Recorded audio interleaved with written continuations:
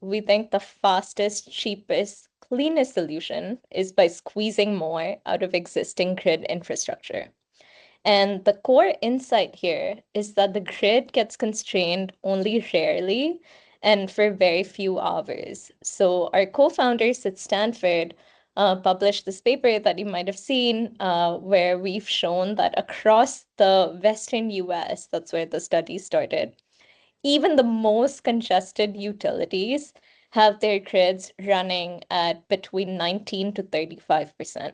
And so that shows us the scale of the potential that we're able to unlock.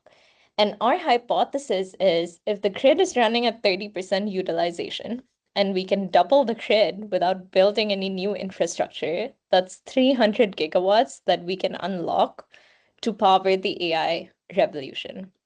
And so just going back to your question around the AI models and the software that we've built, we first built a pre-trained AI model of the grid that we then fine-tuned based on real grid data to identify the exact time, duration, and geography of these events that occur infrequently, but then take up a lot of capacity on the grid. We run quadrillions of simulations, quadrillions, that's a big number.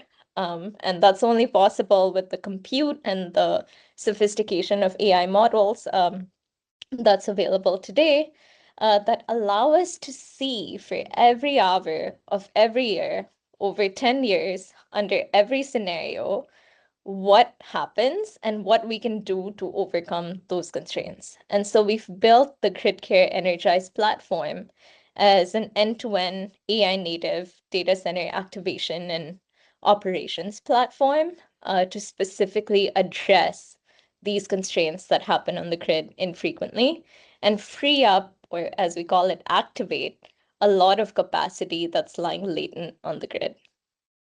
Yeah, that ties into what I was going to ask you about how that solution, how what you've developed compares, or in some ways it could be superior to kind of traditional planning. Because that time, the duration, the geography, that's obviously factored into the traditional planning. But is it that compute power that makes the difference, or the kind of real-time data that is a factor in this?